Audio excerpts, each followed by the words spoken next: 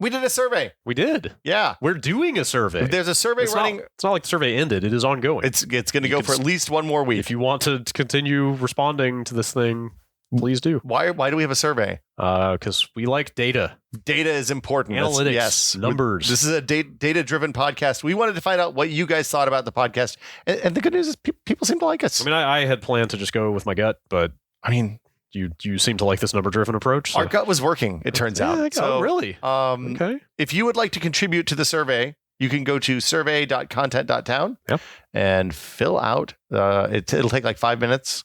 We'll learn a lot about you. You'll learn about us. You'll learn our undying affection. That's something we promised. It was nerve-wracking to put ourselves out there this way. It really was. But it's been... But they like us. Very polite. Yeah. Yeah. People have a lot of good ideas, and we're taking one of them for this very episode.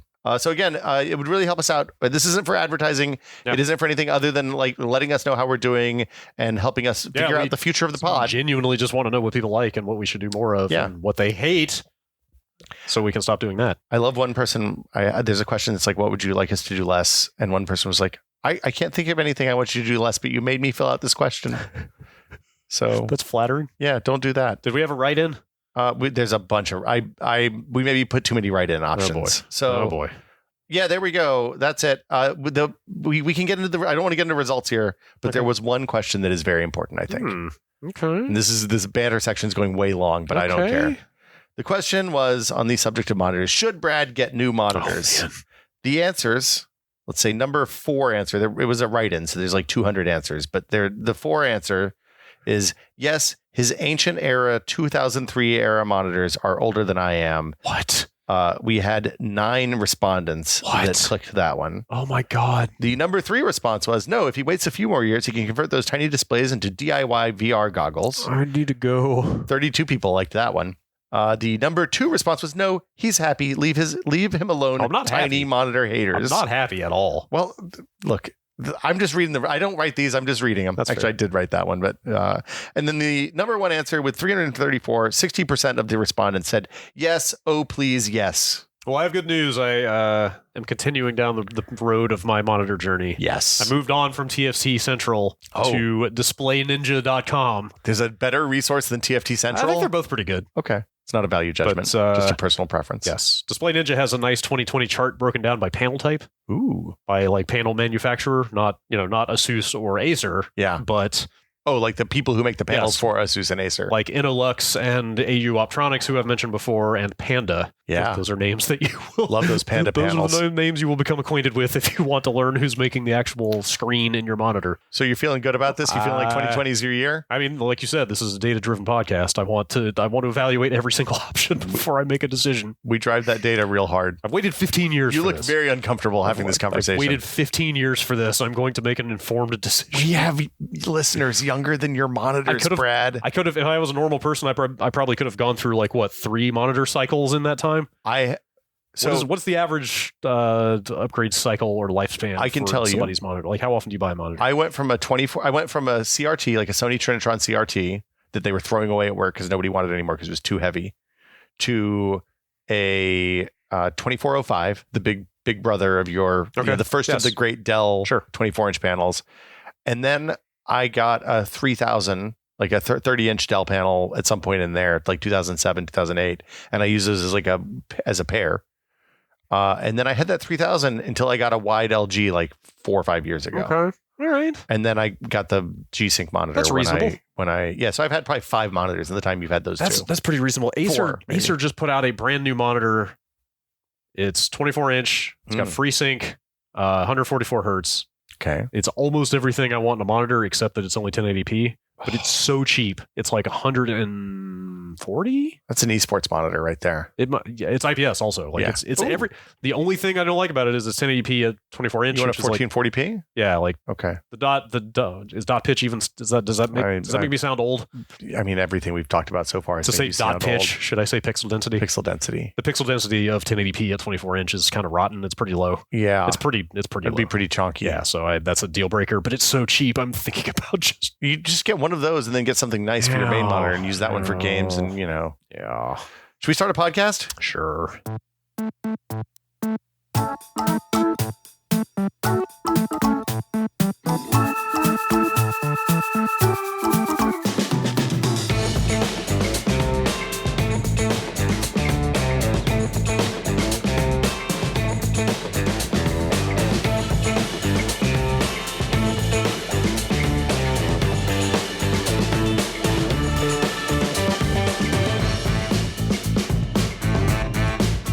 Hey, everybody. Welcome to another episode of Brad and Will Made a Tech Pod. I'm Will. You are Will.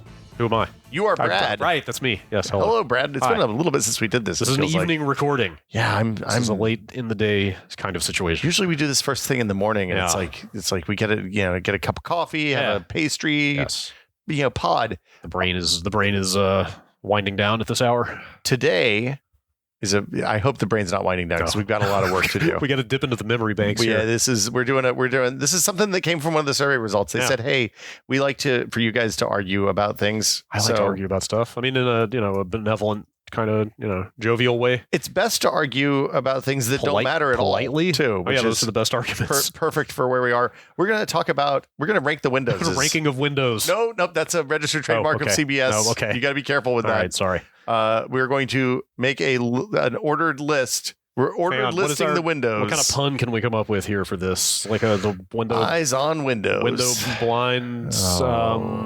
Pane.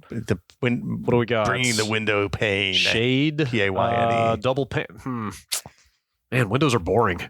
Yeah, windows are boring. There's really no good window terminology. There's a lot of them around which to build a pun.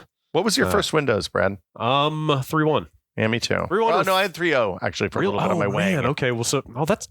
I mean, nothing against you, but that's a little disappointing because I assumed when we talked about this topic that you would have used like the early ass one, like the real first Windows. I don't think many people used the first Windows. Was it just not that widespread? Like because you definitely predate me by like you were using stuff like what late 80s. Well, like you were there at the time the Windows 1.0 was coming out, right? So late 80s, I was playing games on like hand-me-down computers. Okay. But it was basically just like a way for me to play games. Okay. Like I was playing M1 Tank Platoon and stuff like that. So is it? I wonder if it's the case that Windows 1 and 2 were just not popular enough for many people to have used them. So my dad was using ACT for his business. ACT is a contact manager. It's like what Salesforce was before Salesforce. Okay. And he was using DOS. Like all of his productivity stuff was DOS based until Windows 3.0 came out, or 3.1 really came out. And then he upgraded because up until that point, he like wouldn't let me plug mice into the computers because he's like, that's for playing games. Don't put that garbage on here. What did his productivity stuff look like in DOS? Because I mean, the reason I ask is like I've been, we're both in the Unix world to some degree at this point, and I've been messing around with tmux a lot lately. And I don't know if you're familiar with that, but it's like a terminal. I think multiplexer is what you would call it. Yeah, so you can have multiple terminal windows in one thing. It's a way to split one kind of physical, quote unquote, terminal window into multiple panes. That you can, like was his DOS-based stuff like that? Like kind of a quasi-graphical sort of. Do you remember that file manager that was in DOS 5, the one that you vaguely? So like it had like it was probably 4 or 16 colors. The ACT was. And like they used the colors for things that looked like window bars, but you just couldn't. There was nothing to alt tab to, right? There were no other windows running in the background. Okay, and it was way lower resolution. It's probably CGA or EGA. So it's not like a modular 320 by 240 or something like that. Not doing multiple things at one time. Well, no. Like he had the contact manager. So ACT. He used a contact manager. So it was like a weird thing where there was like a word processor that you could use to write letters and then mail merge that to your contact list. Okay. And you could make like a mailing that would go out to subsets, and then he would print it and fold it up and put it in envelopes and send it out to people with like, hey, here's our deals for this month or whatever. Paper. Yeah. It was weird. It was a weird time. Yeah. And then Windows came along. And immediately made it all better, right? Oh yeah, everything was better right out of the gate. Yeah. So yeah, Windows 3.1 or 3.11? So 3.1 was the first one. I think it was regular 3.1 was my first one. It's funny. We bought 2 Wangs at Walmart on the day after Christmas. And one of them, identical computers. One of them had Windows 3.1. One of them has 3.11. Or 3. One of them had 3.0. One of them had 3.1. 3.11 came later. That was when network cards. That was only for people that were networking. 3.11 was Windows for workgroups. Windows for workgroups. Yeah. Okay. Okay, I'm right. I'm making a list of all the Windowses, which I should have done probably before we started this. So it's safe to assume. I mean, you want me to try to rattle them off from memory? Hit me, in order. Okay, so 3.1, 3.11. Because the most recent one is clearly the best. So like we could just hammer this out and be done. Well, we need to decide like by today's standards or in historical context. Like how are we ranking them? Look, because like if it's the former, then Windows 10 just wins by default because of course it's better than anything else. But like, is it though, Brad? Well, okay, maybe I'm getting ahead of myself. All right, Windows 3.1, 3.11. Yep. 95. Yep. Are we going to count NT 3.x? I don't know if we should. I don't have any experience with Windows NT 3.x. Okay, that was the one that was NT but had the Windows 3.1 interface. So yeah, Windows NT 3. Whatever was Windows NT 1 3.5 for all intents and purposes. Okay. But it looked like Windows 3.1, but it was running the Windows NT kernel, right? And basically none of your shit would work on it. Was the defining characteristic. Probably a research OS, basically, right? Yes. Okay, so 95. We'll skip that NT. I guess 98 probably came before NT4, or probably right around the same time. I think NT4 came out before 98. Okay, so maybe NT4, which I don't know about you, but I definitely spent a good year or two on that. Yes, I used a lot of NT4. Yeah, and then 98. Yep. And then Windows ME and 2000 were probably around the same time. About the same time, yeah. Okay. I reviewed both of those for Maximum PC. Wow. Man, I wonder if I could. Are those reviews findable? Are they on a website somewhere? Books.google.com. Okay. Well, we'll check on that later. I would love to read those reviews. That's how I'd like to spend my time. All right. ME 2000 XP would have been next, right? XP, yep. XP, then Vista. I feel like XP OSR SP2 is also like a separate Windows. Yeah, right. Vista for sure. So Vista after XP, and then 8, and then 10. Right? Oh no, you forgot one. Oh, 7. 7. Sorry, Vista 7, 8, 10. Yeah. So that is. I think it's safe to bump off Windows 3.0. I think we can get rid of Windows for Work groups too. I don't think we have to include that on this. So what is our final output here? Do we want a list of the whole list of Windows in order? In a ranked order, or do we just want like a top 5, or what are we doing? Well, there's only 12. Okay. How long could this take? I don't know. It could take a while. It's not like we have to go through and like list all of the Windowses, describe them a little bit over a period of like 3 or 4 days, and then break down into a top 10 list. Could take upwards of 20 hours. That seems like I got the time. Let's go. Let's do this. Be here all night. You want to just go in order? Sure. Windows 3.1 wasn't very good. No. It seemed good at the time. I mean, it was what we had. Yeah, I'm going to put unless you were on a Mac, which is a very different situation. Yeah, like it was compared to the people that had Macs, Windows 3.1 was garbage, complete garbage, terrible. Now, that was the first Windows that I was able to use Photoshop on. Okay, pretty good. Photoshop was pretty good. Really, I didn't. Photoshop 3, I think, is what I was using on that. I don't think I realized Photoshop was commercially available on Windows 3.1. Yeah, like I know it's old. I know it's because I know it came out of Lucasfilm. Yeah, because John Knoll. That's why John Knoll has credit on that and Star Wars, the Star Wars. But I didn't know it was out for just people to buy at that point. So we had my parents' business. We had a dye sub printer that you could print onto like iron-ons, like high quality iron-ons. So we'd print T-shirts with photos on them and sell them to people. Wow. And you made those. You had, the only way you could scale the photos at the time was with Photoshop. Okay. It was like PaintShop Pro. Sure, didn't exist then. PaintShop Pro. Yeah, those are good times. Did you boot straight into Windows?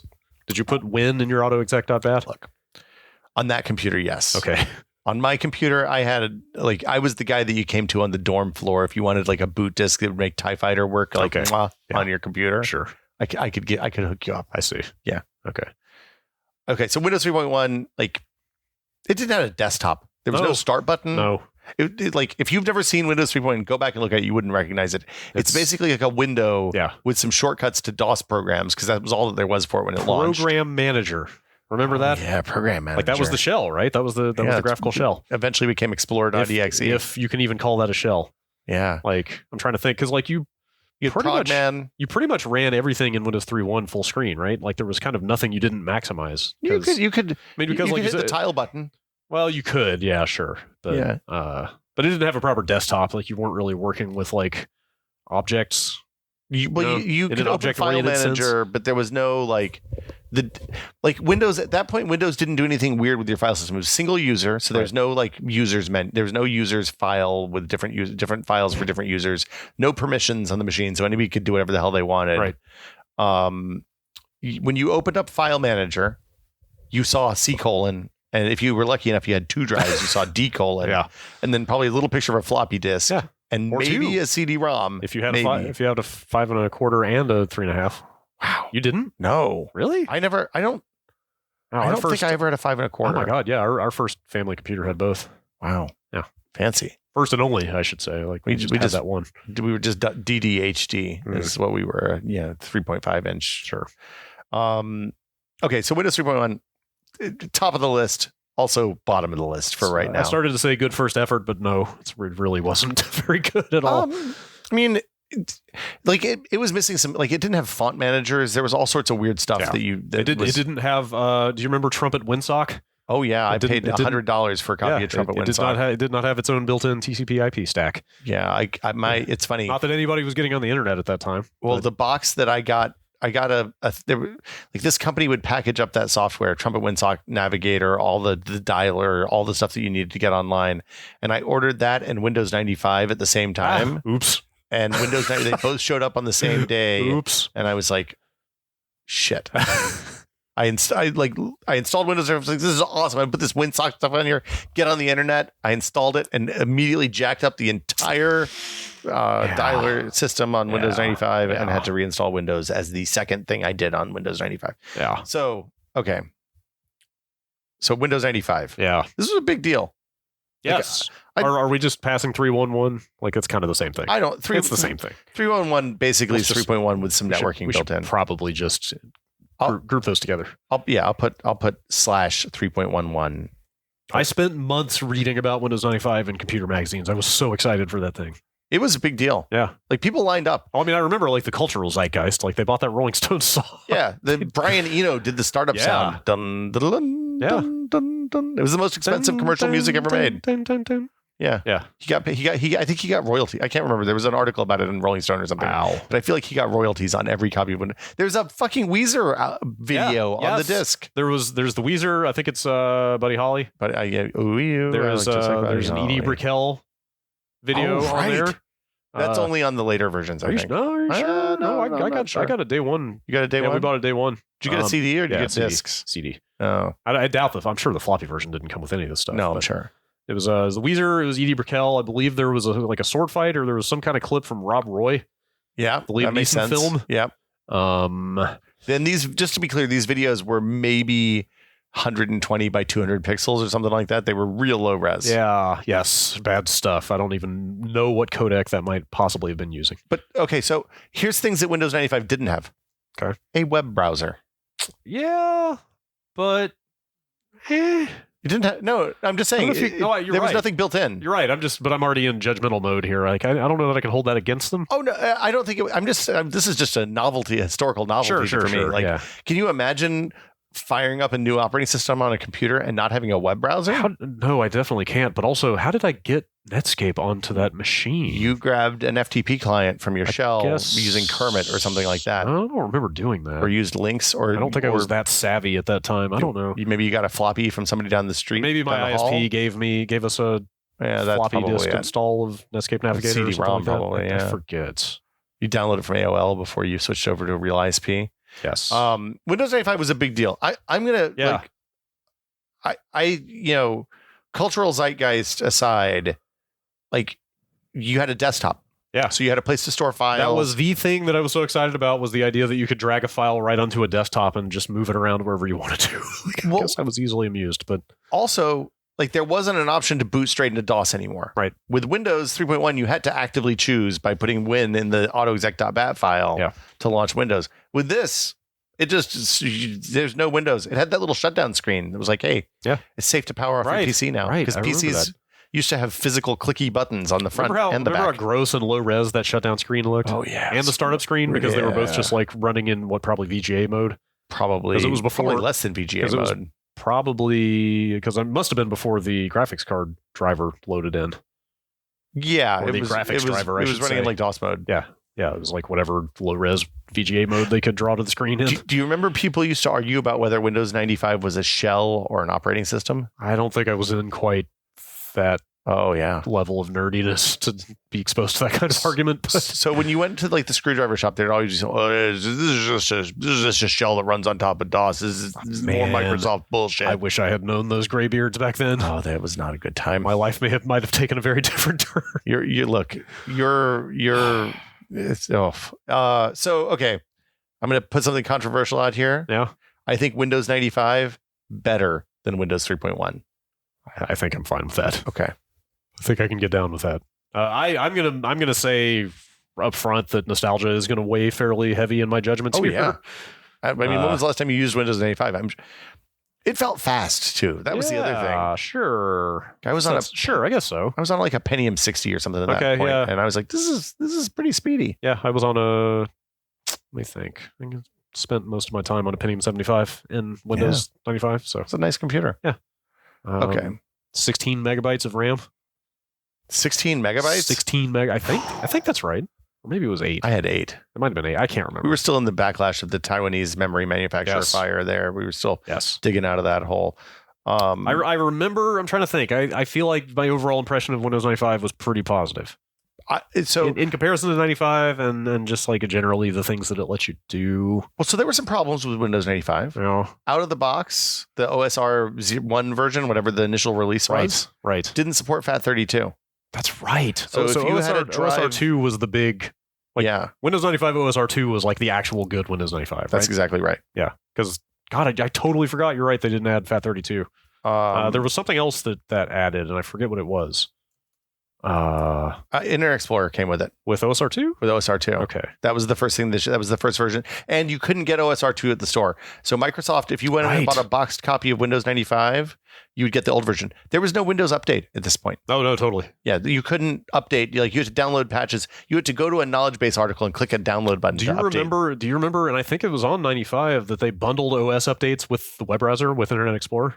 Do you remember that? Like, because you would install the new Internet Explorer and reboot or whatever, and your shell would be different. Like, literally the behavior of the desktop itself would change because they would update the operating system along with the install of the web browser.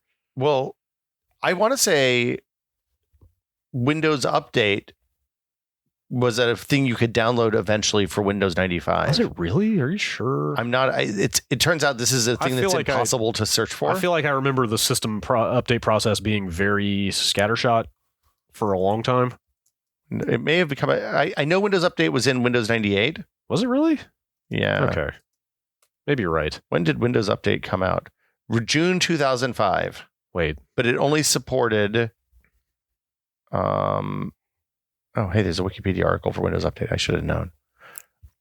Windows Update came out in June of 2005. It was a web app for XP with the launch of Windows 98.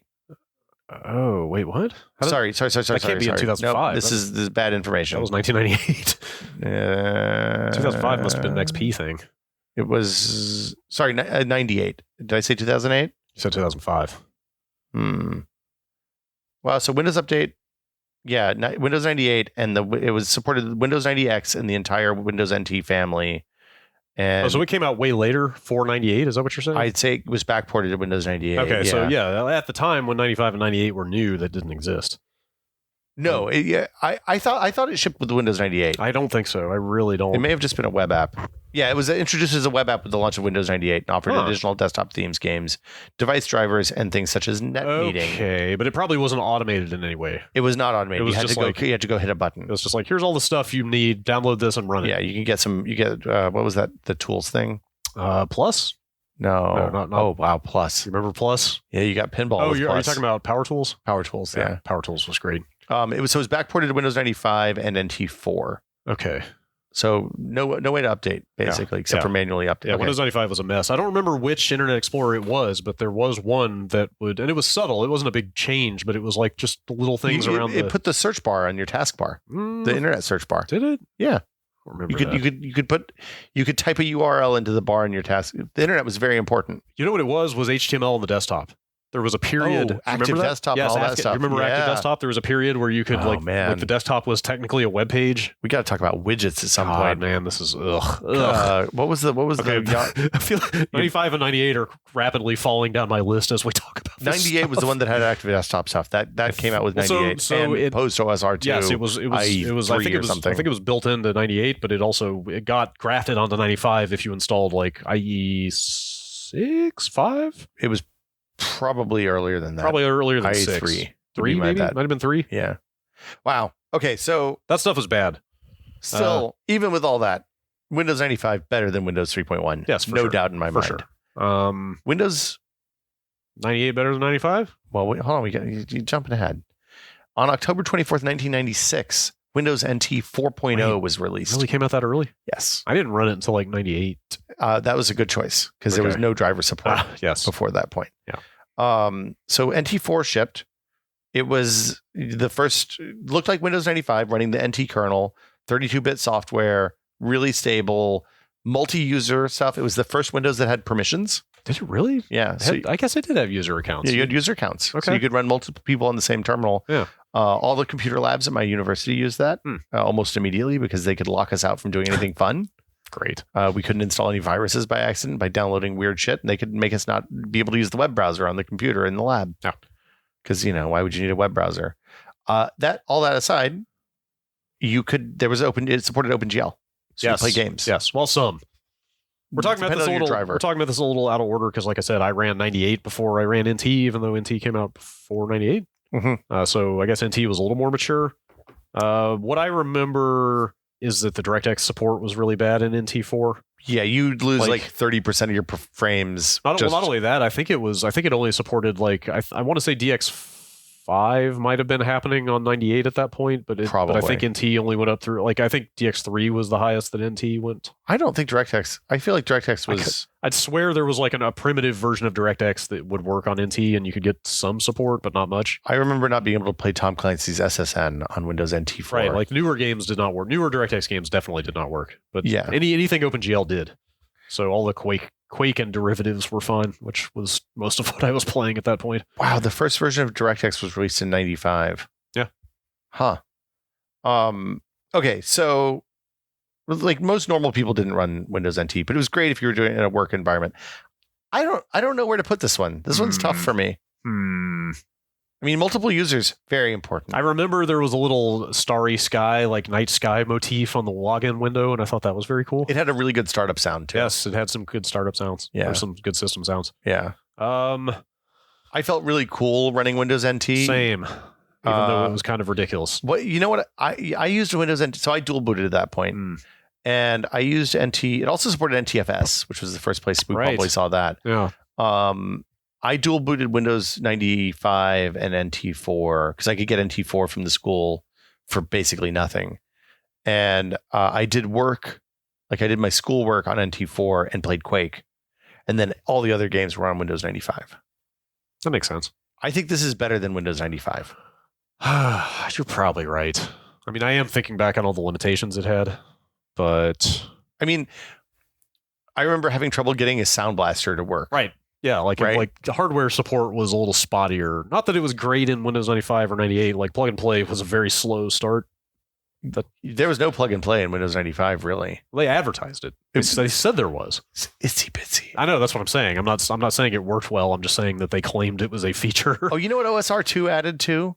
USB support. Was it? Are you sure about that? Because I know that it shipped in 98. 90% on that one. I know it shipped in 98. 98 definitely had USB support, but I feel like I think you're right. I feel like 95 OSR2 had USB support. I think you might be right. Yeah, 95 had too big an install base for them to not support USB on it, right? They must have. Yeah. The problem was you couldn't. Here's a thread from Ars Technica from 2001 that says, "Hey, can you actually get USB on Windows 95 OSR2 to work?" It says it supports it, but I can't get anything to work. So on this old Toshiba laptop. Oh. I think NT4. Look. It had. I don't even know if we've said it. Might as well point out it had basically the same shell as 95. Yeah, same interface. Yeah, it was more like Windows 98. Or well, yeah, because it had all the IE enhancements and all that stuff built in. So I guess the question is: are we looking at our personal preferences, or are we looking at historical legacy here? I would lean toward personal. Okay, I guess I like NT better. I was just a big nerd and liked the idea of running a high performance, slightly more secure operating system. Yeah, it felt like you had a pickup truck instead of a Civic. Kinda. Yeah. But it had its drawbacks. It wasn't... I mean, if we're talking about historical, there's no doubt. Yeah. But I tend to agree with you. I think this should be personal. I liked Windows NT4. Yeah, I vote to put it above the Windows 95 on the list. Okay, sure. I could get behind that. What about 98, though? Well, now we're getting into a sticky situation. This is when the dual booting question got difficult. Because Windows 98, pretty good. Okay.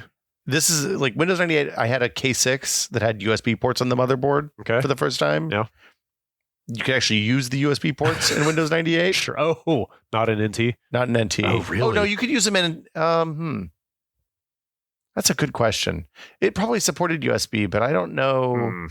I don't know what it would have done. DirectX on Windows 98 really hit some strides there. That's when we hit like DX5. You're right. As like just a game playing platform, which is really what I used computers for at that time. I mean, the thing about Windows 98 is most of the things you think about Windows 95 as being good, you're really thinking about Windows 98. So I actually this thought just hit me as you were saying that. Like that's kind of the history of Windows, right? Like major new version kind of sucks. Follow up mature version is the one that's actually good. We this is a theme that we can continue talking about for the rest of this episode. Yeah, 98 to 95. Yeah, 95 was cool. XP to 2000, although 2000 was not bad. 2000 was great. 7 to Vista, 10 to 8. Like it's kind of they're basically on a leapfrog schedule, right? Of bad Windows, good Windows. Yeah, so it's like the same people from the same people who brought you Star Trek. Yeah.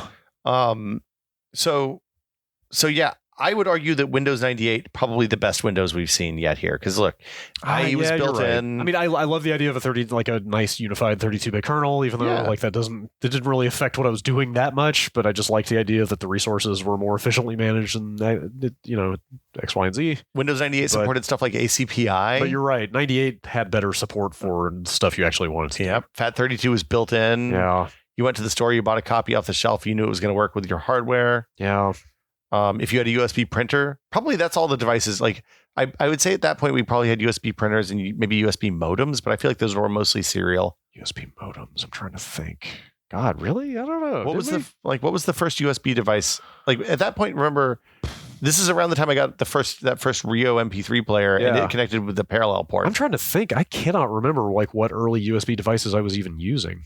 I remember when I got to Maximum PC, I saw the first thumb drive I ever saw. And I was like, "Oh my god, this is going to be amazing!" Okay, and so you were 64 megabytes in 2000. Like you were seeing that stuff in the workplace. You probably got exposed to a lot more, like a much broader range of devices than I did. Like I was still limited to like what I could afford to buy and what they had at the Walmart. So one of the things that they did in the last couple of issues before I started at Maximum PC was try to connect 255 devices to one USB bus. Wow. Because like that's the theoretical maximum. They wanted to see what happened. It didn't go well. That's a pretty good experiment. A, B. It was really hard for them to find 255 distinct USB devices. I could see that for sure. Because everything, like your gamepad used a game port or like the serial. The game port on the back of your sound card. Yeah. Printers use parallel ports. Yep. Keyboard and mouse had PS2 ports. Yeah, PS2 if you were lucky. Yeah, I guess so because they had those fat the gigantic AT ports or whatever earlier than that. My motherboard now has PS2 ports on it. And I don't know why. I don't know why they keep putting those things on there. Huh. Like, because they've had adapters to USB for years. Like, I don't know why you can't just devote that, back panel space to more USB ports. Well, so the hardcore game people. Oh, if it's tied directly into PS2 is tied directly into the UARTs or something, and they're into the DMI bus. Doesn't it poll at a much lower rate though? It polls at a lower rate, but there's lower latency. I think is the argument. I don't. That may or may not. Like, I remember using third-party utilities around this time, like right around the time of like Windows 98 and 2000, where you could increase the polling rate on your PS2 port, get better mouse sensitivity. Yeah, but you're playing Quake 2 at that point, so it didn't matter. It's 10 hertz no matter what. Yeah. Yeah, so that's where, like, I feel like Windows 98, pretty good Windows. Yeah, you're right. Maybe the best of the 16-bit Windows. Oh, for sure. Oh, yeah, absolutely. Because I didn't, well, I don't know if it's time to skip ahead to ME or me. What do you prefer? They said Millennium Edition is what it stood for. Well, I know what it stood for, but I mean, how did they pronounce it? What was ME. Always ME. Is that the right Microsoft branding? People. Okay. They don't talk about it anymore. I'm sure they don't. I barely used it. I think I might have installed a pirated copy once. So, okay, let's say Windows 98, top of the list. And then went back to my actually legit copy of Windows 2000. Yeah. Top of the list for Windows 98. That seems fair. Of those three? Yeah, we're like right now our order. If you're following along at home. Oh, you mean the total? I'm just the full list. I'm slotting these in as we go. As of right now, Windows 98 is the best Windows ever made. That's my proposition. Yes, you're right. It's the right call. I mean, like I don't like the underpinnings of Windows 98 because it was that same. It was a messy kludge of DOS and the weird hybrid kernel. But you're right. It did so many more things. It was not a reskin. Like it pulled all of the stuff that went into later OEM only versions of Windows 95 into a commercially available release that enthusiasts could get their hands on. It took Windows 95 and made it good. Yeah, like in a well-rounded way. Yeah, you're right. So 98, I'm okay with 98 over NT. Now the thing I'm having trouble, and this was the first I reviewed Windows ME in like October of 2000 for Maximum PC. I have no idea. I can't remember at all what it added. Windows ME? Yeah. Yeah, I'm going to be useless here because, like I said, I think I tried it for like a weekend or something, and I was like, fuck this. Windows 2000. Yeah, so it had it had the quick launch bar. Actually, can you just to make sure I'm not misremembering, what are the release dates for ME in 2000? So Windows ME is June 19th, 2000. Okay. Oh yeah, Windows 2000 might be before it actually. Yeah, okay. I want to make sure I'm right about that I was already running 2000 at that time. Windows 2000 came out in February of the same year. Right. So yeah. Okay. So I didn't review Windows 2000. I must have done that for Ars Technica. Okay. So I guess I do remember more or less accurately that's why I completely like disregarded Windows ME, because I was like, why the hell would I run another bolt-on DOS? Everything's better over here. So okay, 2000 is an actual usable version of NT. Forget it. We're not talking about ME. Back in your box, Windows ME. Is ME just like at the bottom of the list, or what are we doing? No, we're doing this in chronological order. So we're going to do Windows 2000 first. I see. Here is what we got. They added NTFS 3.0, encrypting file system, accessibility tools, support for more languages. This is where Active Directory made its first appearance. Oh, good. Everybody loves Active Directory. Wonderful, yeah. It's the first one that they had multiple versions of. So you could buy Pro Server, Advanced Server, and Data Center Server. Interesting. Because it was, to be clear, it was the successor to NT4. Yeah, Windows 2000, the long legacy from Windows 3.5, NT 3.51 to 4 to this. And it was that interesting transition where they went from, NT was the business oriented, the enterprise OS. Yes. And 90X was the home OS, but then they transitioned NT into their unified consumer. Well, I guess that's why they had the tiers, right? This is Instead of having the DOS-based 90X stuff and the NT 2000 for business, they just had one branded product, but tiers that catered to different markets. Well, and I think it was becoming clear that the 16-bit 32-bit hybrid OSs, which is what Windows 95, 98, and ME were, probably didn't have legs. Oh, for sure. Because remember, I think you could do 4 gigs of memory was the theoretical max on a 16-bit OS. I think you're right. But in reality, you only got 2.58 or something, like 2.62 or something like that, because of the way the DMA. I wish I remember that stuff better. I want to say weren't there limitations around the way that virtual memory worked and the way you could address memory, or I forget. I'm speaking out of my depth here. No, you're right. Your total amount of memory plus system memory, is it really 4 gigabytes? I'm not talking about physical memory here. Oh, you're talking about, I'm talking about physical plus virtual. There were just maybe it was just the legacy of DOS that they were locked into a outdated sort of virtual memory scheme or something. I remember something along those lines. Well, yeah. The problem was this is from. I should be keeping these tabs open so I can dump the links in the show notes. But the point was Windows had a 4 gigabyte memory limit, which meant 32-bit applications could only address 4 gigabytes of memory. Right. This was published in 2004, so this wasn't really a problem probably in 99 or 2000, but more 2002, 2003, 2004. I'm reaching through a bunch of dusty cobwebs right now, but was there something about protected memory? Does that make sense? That is a different thing, as I recall. Okay. I don't remember what that was. There's just a jumble of terms in my head that I remember there were significant limitations on the memory system as a legacy of being kind of bound to DOS, if I'm not mistaken. Yeah. Well, so that's why they needed to get on the native 32-bit kernel. The thing you're thinking about is the memory managers. HiMem.sys and EMM386 could only handle certain amounts of memory because they were based on processors that you could only do 640K of memory in. Right. So they needed to get away from that archaic. I think that's what it was. Memory scheme. Yeah. So, but that stuff was taken care of by Windows 98, presumably. The problem was the 32-bit operating systems could only address up to 4 gigs of memory because 32 bits is two to the power of 32 is 4.2 billion and change. Well, there had to be some other limitation besides that, right? Because even 2000 and XP were 32-bit. For years, right? Oh yeah, that's right. I don't think it wasn't until we moved to 64-bit with Windows XP. 64, right, there wasn't a 64-bit Windows until XP 64. When that was later in XP's lifespan. It was late. It was almost about the time Vista came out. Yeah, so even those first couple of NT releases were 32-bit. Okay, so there's a different memory limitation. So that's what I was getting at. Is that I feel like there's whatever, we're lost in the weeds here. We don't have to. Yeah, there were problems with memory. The point is Windows ME. Oh, did you find it? Windows 98 is not designed to handle more than 1 gigabyte of RAM without challenges. There it is. Without changes. Well, there's there we go. one at least. Yeah. And you could buy memory compressors that would compress the RAM. Right. Because, yeah. Did you ever use one of those like RAM doublers? You remember they didn't work. They didn't do anything. It felt. I never tried. Like, of course, I never tried one. It sounded like digital snake oil. It was digital snake oil. We tested them at Maximum PC. They did not do anything. Yeah. It made your computer slower in many cases. Yes, that's what I assumed it would. Okay. Anyway, the reason I bring all that stuff up is arguably Windows ME shouldn't have existed, or is it too aggressive to think that everybody could have gotten onto Windows 2000 at that time? I think that because the hardware requirements were maybe a little too stiff for some people. So the thing to remember about Windows is that at the time, the commercial retail sales of Windows were an insignificant fraction of the total sales of Windows with new PCs. They were just because they were selling so many PCs back then every year that like my understanding is that the manufacturers wanted a new version of Windows because when Windows 98 came out, all these people with 2-year-old computers came to Best Buy and were like, in Compaq and HP and Gateway, and were like, hey, we heard there's a new Windows. We got to get a new computer. I wonder how many people back then didn't even realize like that they just kind of their conception of Windows was that to get the new Windows, you needed a new computer. Almost all of them is the answer. Yikes. So here we go. Windows ME came out. HP, Compaq, all those guys dumped on their computers fresh new logos on the boxes at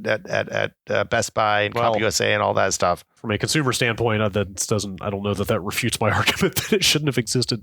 Well, I mean, the hardware was advancing at that point so fast that like these were probably the first machines that people got 3D accelerators with. Okay, like at retail, so you could get like a ATI Radeon would ship in some of these machines. Were they using the Radeon name at that time? Yeah, that launched in June of 2000. Really? Or it may have launched a little bit later, but they were. That's when I reviewed that. It was the June 2000. So I'm trying to think. Like probably the very first 3D accelerators were like 95, and then 3DFX really blew up in I think 96. 95, 96. 96 is when the Voodoo got big. When GL Quake came out, the Voodoo got big. So and then Riva TNT and TNT2 were like 98, 99ish. Yeah. So yeah, you're probably right about the time that they were getting actually bundled into retail.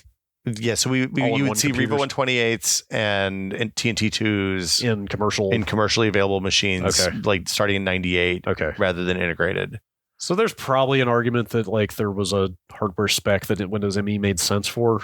I mean, I don't know how demanding Windows 2000 was at the time. Like it wasn't. Was you maybe needed more memory. Okay, so that was probably the define. Like probably they were selling like.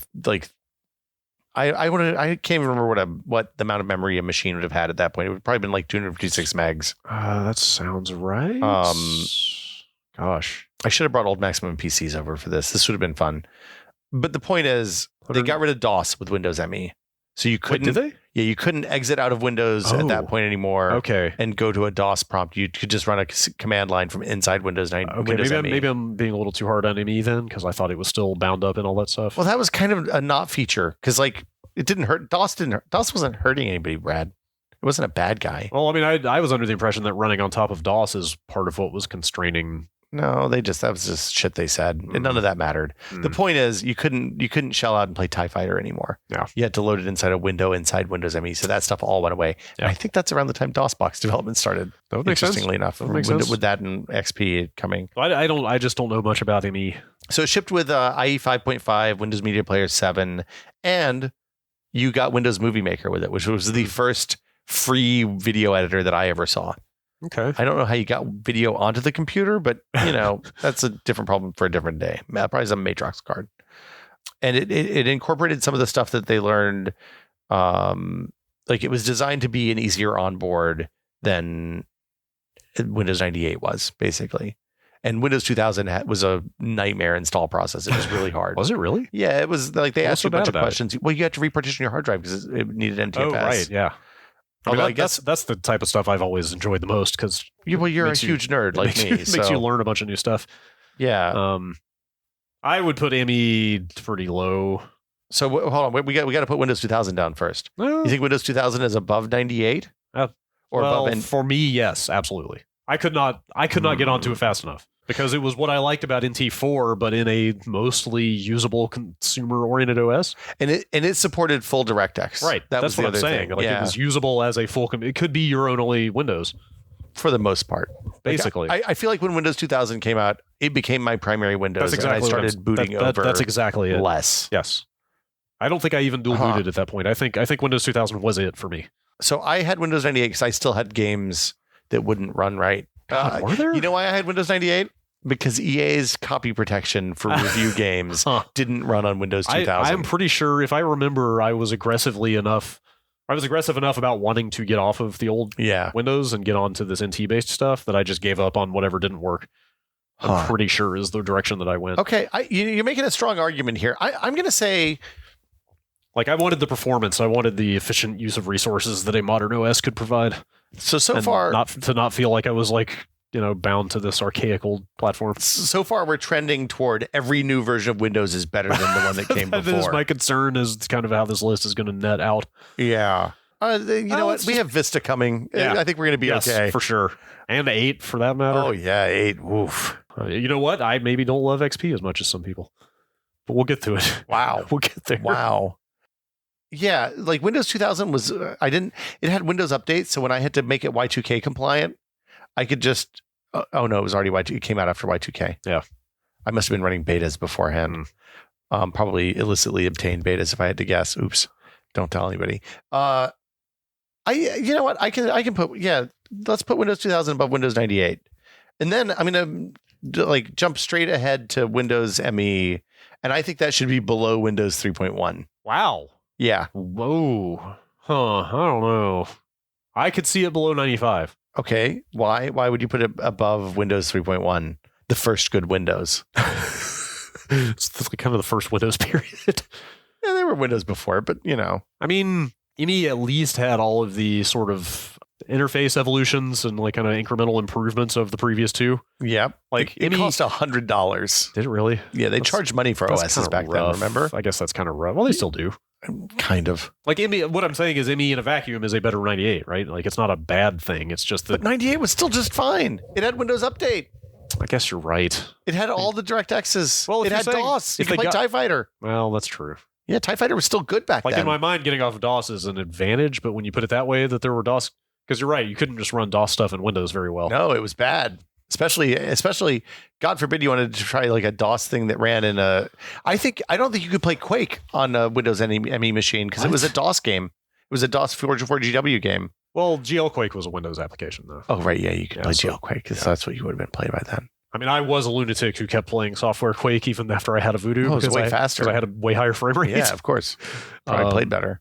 Totally. No transparent water, though. Yeah, you're kind of selling me. When you put it in the context of ME not needing to exist and potentially making everything worse. Well, being a cash grab. Yeah. Like if you're saying ME was cranked out, God, you're right. Like, of course it was. It was cranked out. It came out 6 months after Windows 2000. And not only that, but only, a year and a half after 98? 2 years after 98? Yeah. Yeah. There was absolutely no way they couldn't have just kept updating 98, right? Okay, so it had some hardware support improvements. Let's see if this changes your mind. Well, I'm not sure if you're advocating for or against it. I'm just giving you information. I'm stirring the pot. All right. It added support for faster boot times by getting rid of config.sys and autoexec.bat, treasured legacies of the DOS era. Ah, yes. It added generic support for 5-button mice as standard. It added the Windows Image Acquisition API for scanners and digital cameras. It improved power management, suspend, resume operations. So it included support for the ACPI S4 sleep state. So probably save some power. It's not a bad thing. And it had USB and FireWire support improvements. Okay. It's the only Windows 98, the Windows 90X that included generic drivers for USB mass storage devices and USB printers. Okay. That does sound like more than just an update to Windows 98. Like that does kind of justify itself, I guess. But I still think it's worse than Windows 3.1. 3.1, it introduced File Manager. That's a big thing. Think about all the time. Think about all the good times you've had with File Manager, Brad. I think nostalgia is like the one and only argument I have for Windows 3.1. I can't think of a single thing that's actually objectively good about it. You could print. Nope. You could have two windows open at the same time. That was pretty good. CorelDRAW. I used CorelDRAW a lot in Windows 3.1. I did like the Windows version of King's Quest 6 because it had higher res character Ooh. portraits. It had super VGA character portraits. I've never played a King's Quest game. Really? No. Man, I was way into Sierra Adventure games, which I was into Sierra. I played like Tex Murphy and Phantasmagoria and Gabriel Knight and all those later ones, but I didn't play the early ones. yeah. Okay, so you think it should be above Windows 3.1 but below Windows 95? I could go either way. You're saying ME should be at the bottom of the list? I mean, I reviewed it. Okay, sure.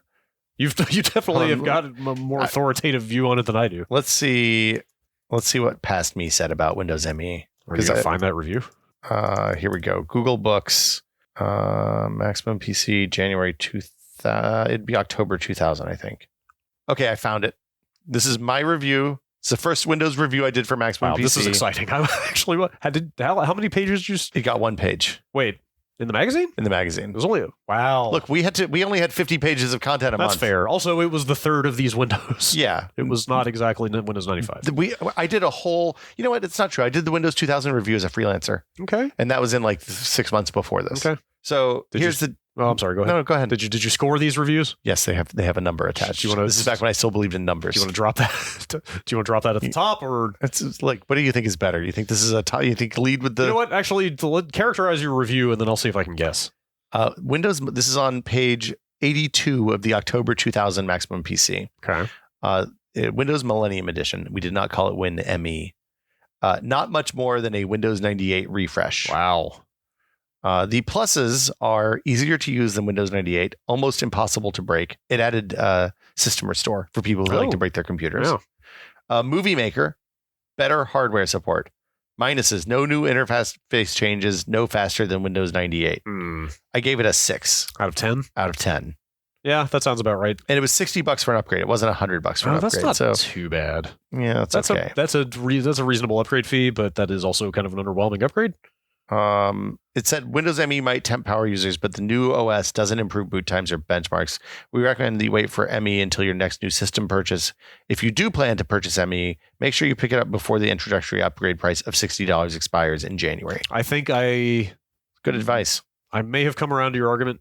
Yeah, bottom of the list, man. Are you pushing for that? Let's give this one a big flusher. So I think the thing that brought me around is just the very knowledge that Windows 2000 was already on the market for a long time too. Yes. Like the fact that you could be running a much better, more modern operating system before this thing even hit the market. Yeah, I'm fine with that. Why would you get this when you could get something good? Yeah, that's what I say. Yeah. So okay, bottom of the list. When you put it in like the sort of business or like value proposition context, of should people have paid money for that thing? Yeah, no. The answer is probably no. No, absolutely not. So next up on our list, this cavalcade. Oh, hold on. How are we doing on time? Are we done with 2000? Have we? It's currently the top of the list, right? It's the pinnacle. Is there anything else we need to say about it? I think I guess we covered good. It pretty well. Like it was the first like commercial NT. It was the first like NT for regular people. So the good news is we're almost halfway done with the list of potential Windowses. The bad news is we've been talking for about an hour. It seems like. Okay. Are we going to take an unprecedented step here? Do you want to tackle Windows XP first? Because I have a novel take on Windows XP. Wow. Huh. Well, now that you've said that, I believe that we're going to have to break for the week. Oh man. People are going to be so upset. I've watched enough cable television to know how this works. And come back after the break. If you have something novel to say, well, like I said, I don't know that I'm as strong on XP as I think most people are, because I bet there's a bunch of people who would say XP was their favorite Windows. I think at release, XP was pretty bad, would be my take. Okay, we should get into that. Yeah, next week. Oh, boy. All right. I'm so sorry. No, it's fine. We will be back next week with the continuation of the ranking. No, sorry. Nope. The creating an ordered list of Windows. Yes, that's right. This is orderly. So what do we have right now? So right now, the standings as we are right now, Windows 2000, number one with a bullet. Like hard number one, real good. This is basically Windows prehistory, because I don't think Windows history really starts until XP. Not in its like modern form, for sure. Like that's kind of what I was saying about 2000 was when they transitioned this newer platform into being something normal people could use. Yeah. So Windows 98, number two, also pretty good, I think. Yeah. Windows NT 4, number 3. 98 did a lot with a little. Yeah, I think that's a good way to say it. For as sort of like archaic as its innards were. Think of how plucky it was. You could go out and buy a printer with a USB port. It's one port to rule them all, but also you only used it for printers and maybe mice. Yeah. You could play Quake and Unreal. Do we feel good about NT4 being below Windows 98? Well, I think you made the push for that. Yeah, You won me over that, like, as much as like NT4 was sort of superior technology, you could just straight up do more with 98. That's true. I'm very persuasive. You could do way more with 98. Like I am personally, my preference is all about like sexy, efficient, future technology. Yeah. But I know the sensible approach is like, what can you do with this operating system? You know what it was? In it was a practical sense. NT4 only supported DirectX 3. Right, that's what that I'm was saying. as high as it went. That's what I'm saying. Like you were missing out on a lot with NT. So I think 98 is fine. By throwing my words back at me, you've convinced me, Brad. Yep. Okay, so Windows 2000, Windows 98, Windows NT4, Windows 95 coming in at number 4. Okay. Windows 3.1 at the number 5 slot, and bringing up the rear, Windows Millennium Edition came out after the Millennium. Yeah. Why would they, like, by that point, like, if they had named this didn't you say it was like July or something? Yeah, it was like, if they had named it Millennium Edition in 1999 before they realized what a debacle the Millennium bug was going to be. Yeah. I could see like calling him, but why would you call it Millennium Edition? Also, like the turn of the century just happened 6 months ago. Like, who cares at this point? It's in the past. Yeah. It's the new millennium, man. We're drinking OK Cola over here. Even the name of Windows ME was an afterthought. You know what else sucked about Windows ME? The opening startup sound. Did it? It was bad. I don't remember. It was too short. It wasn't peppy. Too short did the startup sound for? No, man, that'd be pretty good. Then it might have been okay. Lil Nas X did the one for Windows XP, so that was pretty. You know what else sucked about Windows ME? The logo. It was like a script M and an E. Yeah, you're right. It looked like it was drawn with a crayon by a small child. Like pastel, with I think. Really good handwriting. Yes, you're right. It was too fucking friendly. Yeah, Windows ME, you are bad. Garbage. Garbo. Sorry. Okay. Dustbin of operating system history. So that's it for us this week. Okay. We'll be back next week with the rest of the Windows. All right. Yeah. Thanks for listening. Hey, thanks for bearing with us as we split this thing into two. We still have surveys up. So if you haven't done it yet, go to survey.content.town, fill that thing out. Let us know how we're doing. Complain. Feel free. If you've already done it, don't do it again. We only need one from each of you. You get our undying affection either way. But if you haven't filled it out yet, we'd love to hear how you think, what you like, whether you like the podcast, whether you don't. Yeah, it is both encouraging and instructive. Yes, very good. And on that note, see you next week.